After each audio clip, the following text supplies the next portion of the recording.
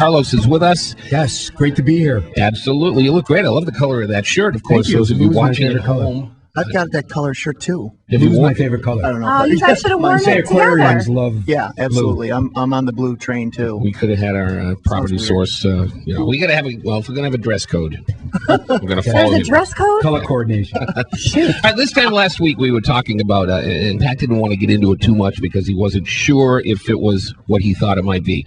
A scam that actually involved our own Pat Coyne. Oh, yeah. And Were how you Really? heading Yeah. up the scam, or See, were no you one's the immune. victim of the scam? I am a victim of the scam. I will say I did enough homework to say that there's no way around it. Wait, but you lose any money? Yes, How much? about $125. $125? Let's recap. Okay. Craigslist answered an ad, said telemarketing for the small business guy.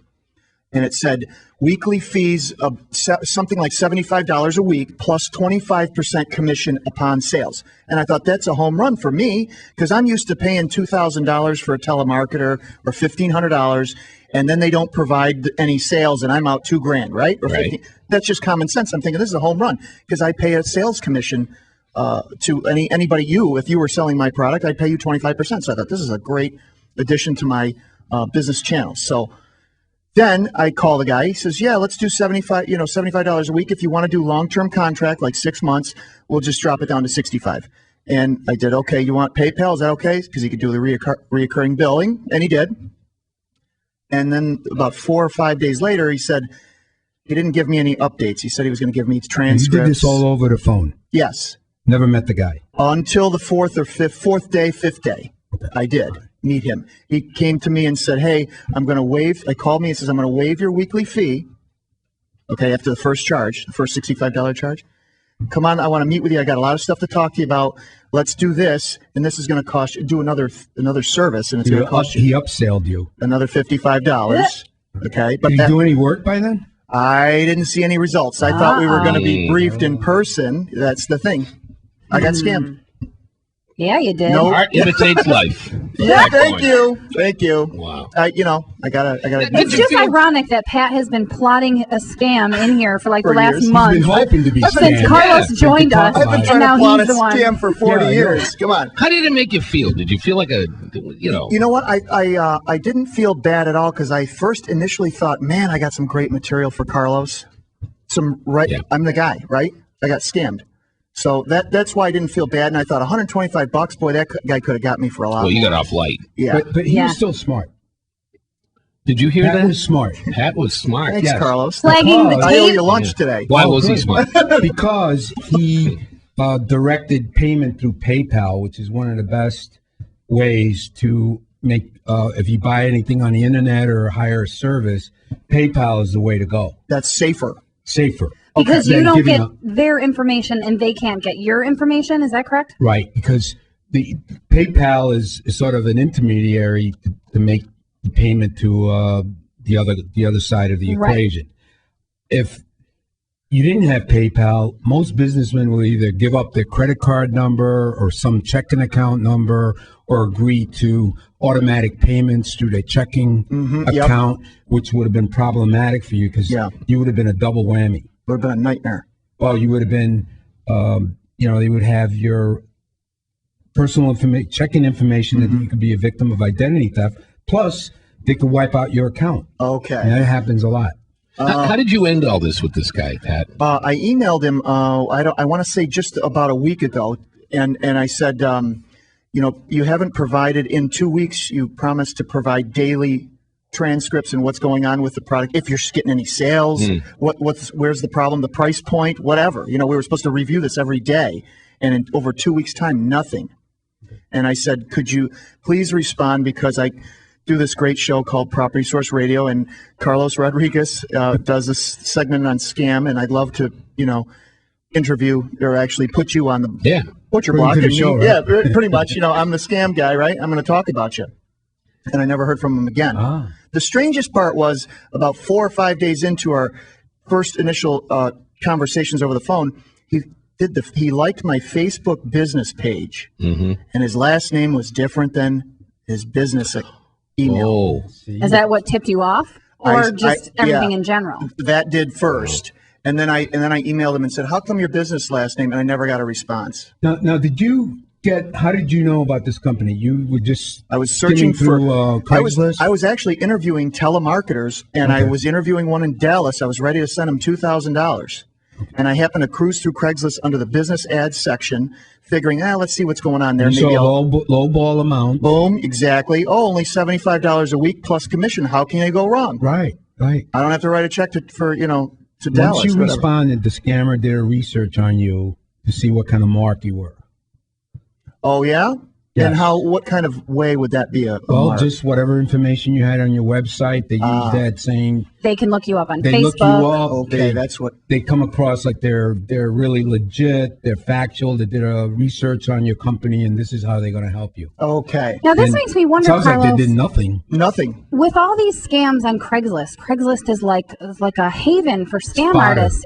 Do you think that at some point there's going to be some kind of regulation Is Craig through someday going Craigslist? to, Craig himself is going to say, this has to stop. You know, they've already done.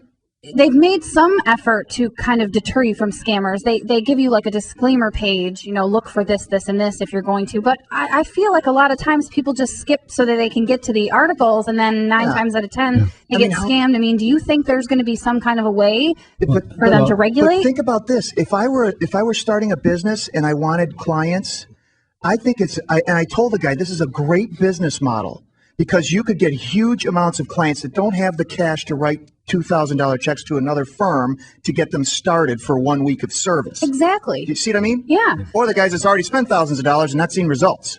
It's just a shame because a lot of people, like legitimate people, use Craigslist because they don't have the means to go out and create a website for themselves, or they don't want to put an ad in the paper. And you can put an ad on Craigslist in 5 seconds for free. Yeah. But with all these scams going through, it deters people away from these legitimate people. And I'm just wondering if at some point Craigslist is going to go, no, we can't be doing this anymore. We're not getting a good reputation, in my opinion.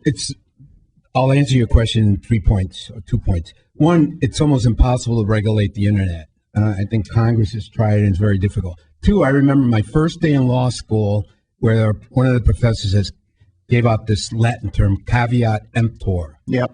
And I had to go into my Black's Law Dictionary. What does that mean? It says buyer beware. Buyer beware. Yep. Okay, and that's really my advice to anyone that goes on the internet looking to hire somebody or to purchase something.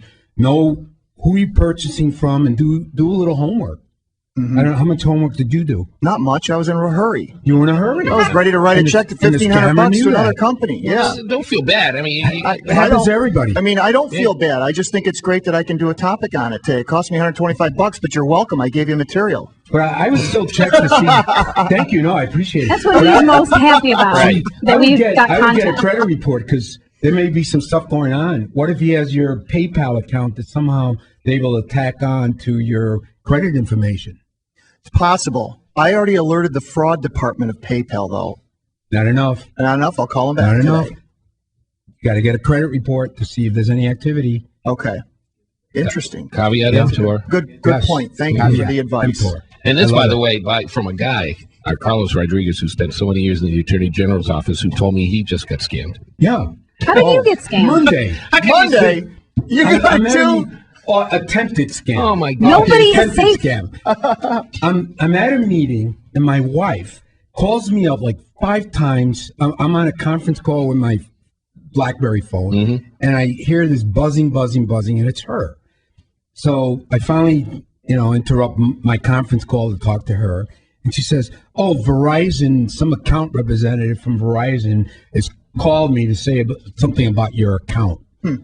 Right away, my blood pressure goes up because first of all, my bill is current. So she gives me the number. I call back, and sure enough, right away, Verizon, account. Please give your account PIN number. Well, I don't think I have one. Then, if you You do. don't have that, could you place your 4 digits of your Social Security number? Yes, that was a you know. legitimate call. You did not get scammed. I did not get You did scammed. not get You worked scammed. for Verizon I used to for work years. for Verizon Yeah. Wireless for 4 years. A lot of times, if you've got, if I take a look at your account as a sales representative and see that you're using more text messages than you're paying for, I will call you. And in order to verify the account, I need either a 4-digit password or the default is the last 4 digits of your social security number. Now, I can't see as an account representative your entire social security number, but when people call in, they want to make changes on accounts and stuff. Which is better to give? If you have to give one, would you rather give your password? We got to do it quick because we're wrapping it up Okay, here. none. Or your last 4 numbers? None. None. Because, you know, the kicker to this one is that the account is totally in my name. My wife's name is nowhere in the account. She just has a second phone. And that's what brought a red flag to me. She Why are could they be calling listed as her? an authorized user, though. Oh. I'm skeptical. He's I'm always not- going to be he's skeptical. I'm gun not shy. giving out my social security number to There you go. anybody. Do you know Martians are watching you when you get in your car? Paranoia All right, is getting- Okay. Okay, all We got to move right. on. We got to make way for ESPN Radio. Oh. Preseason football, baseball races, the Olympics, lots to talk about. Thanks, everybody, for joining us on Property Source Radio this week. We'll be back next Saturday. Property Source Radio, proudly Sports Radio 950 ESPN, your home for Buffalo Bills football.